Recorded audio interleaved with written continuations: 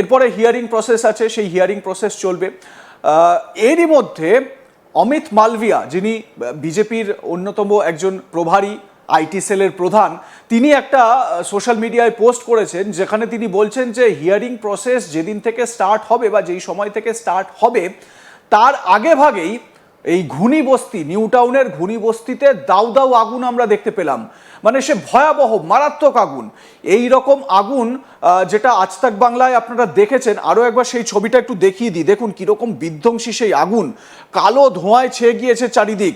New টাউনের ঘুনি বস্তি এবং এই এলাকায় মুসলিম অধ্যুষিত এলাকা বলেই পরিচিত। এই এলাকায় মুসলিম জনসংখ্যাই বেশি এখানে, এবং অনেকে বলেন যে বাংলাদেশ থেকে অনুপ্রবেশকারীদেরও এখানে আশ্রয় দেওয়ার ব্যবস্থা করা হয়েছিল।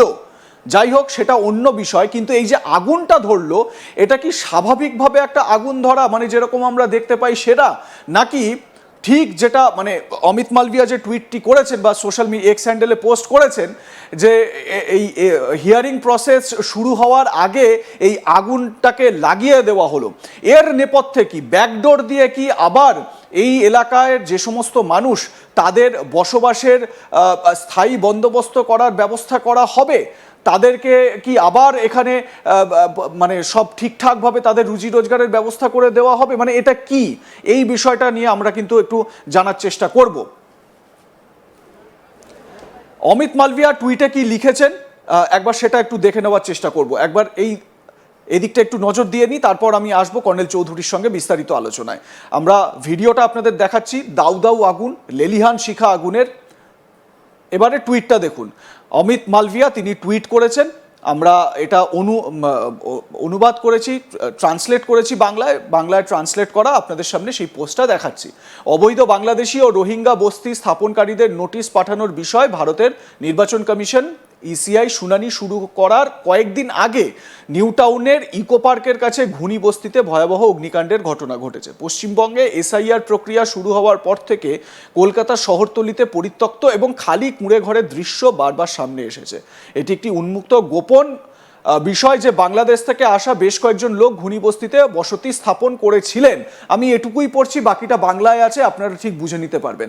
আমি এবারে সরাসরি চলে যাব কর্নেল চৌধুরীর কাছে। কর্নেল চৌধুরী, যে জায়গাটা মানে আমরা যতটুকু পড়লাম, বলা হচ্ছে, অভিযোগ করা হচ্ছে যে মুসলিম তো বটেই, এবং এখানে বাংলাদেশি অনুপ্রবেশকারীরা, রোহিঙ্গারা নাকি এসে এখানে থাকছিলেন।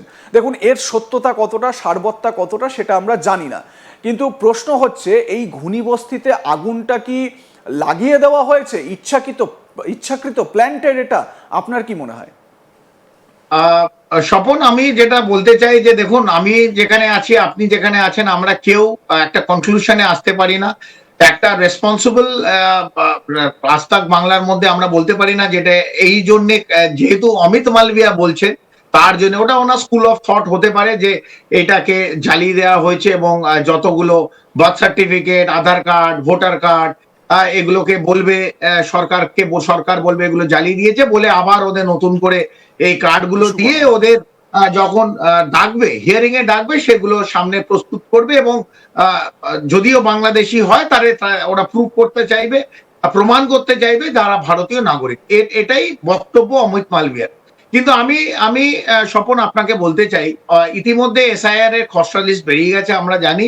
আপনি যেটা বললেন, যারা ডেড অথবা ডিসপ্লেসড অথবা মাইগ্রেশন, এই ডিএমএমএসডি যে ফিগারটা এসছে সেটা 58 না 59 লাখ ভোটারদের এসছে।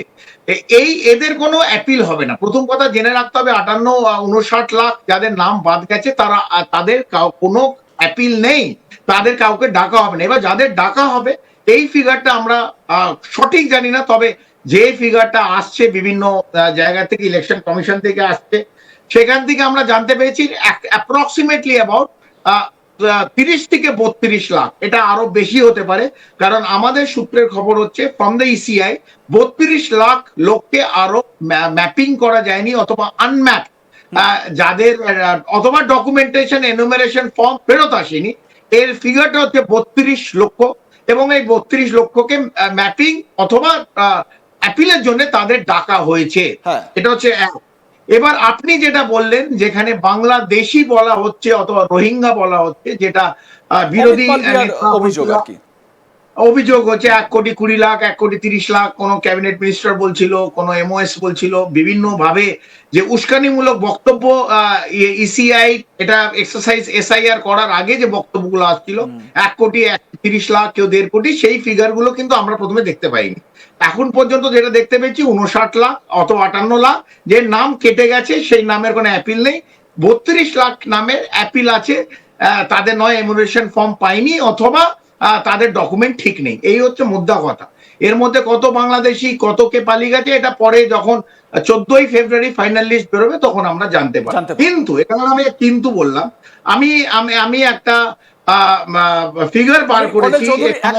একটা ছোট প্রশ্ন আপনার কাছে এখানে রাখতে চাই, যেহেতু এই আলোচনাটা চলছে। সেটা হচ্ছে, ইলেকশন কমিশনের কাজ হচ্ছে গিয়ে স্বচ্ছ ভোটার লিস্ট প্রকাশিত করা এবং ভারতীয় নাগরিক যারা নন তাদেরকে বাদ দেওয়া, এটাই হচ্ছে মোদ্দা কথা। কিন্তু আমার প্রশ্ন হচ্ছে যে এই এসআইআর এর মাধ্যমে যেটা মানে শুভেন্দু অধিকারী বা বিরোধী দলনেতা বা বিজেপির অন্যান্য নেতারা তারা এইটা যে জোর সোচ্চার হচ্ছিলেন যে 1 কোটি 1.5 কোটি বাংলাদেশি অনুপ্রবেশকারী, রোহিঙ্গা অনুপ্রবেশকারী তারা সব রয়েছে, তাদেরকে বের করা হবে। এখনো পর্যন্ত যে নাম বাদ গিয়েছে বা যা কিছু হয়েছে তাতে করে কি স্পেসিফিকভাবে তো মানে কারা বাংলাদেশি অনুপ্রবেশকারী কারা রোহিঙ্গা এই তত্ত্বটা কিন্তু এখনো উপস্থাপিত করা যায়নি। একদম একদম আমি সেই জায়গাটা বলি। এখানে যারা ডাটা সায়েন্টিস্ট, তারা একটা এখানে একটা ডাটা সায়েন্টিস্ট ফার্ম, তারা এইটার উপর একটা গবেষণা করেছে, ইনভেস্টিগেশন করেছে। এক্সক্লুশন পার্সেন্টেজ যেটা আমি বললাম, আনকালেক্টেবল অথবা আনম্যাপ, এই এই যে জেলাগুলোর নাম বলবো সেখানে কিন্তু মাইনরিটির সংখ্যা 10 থেকে 12%-এর নিচে।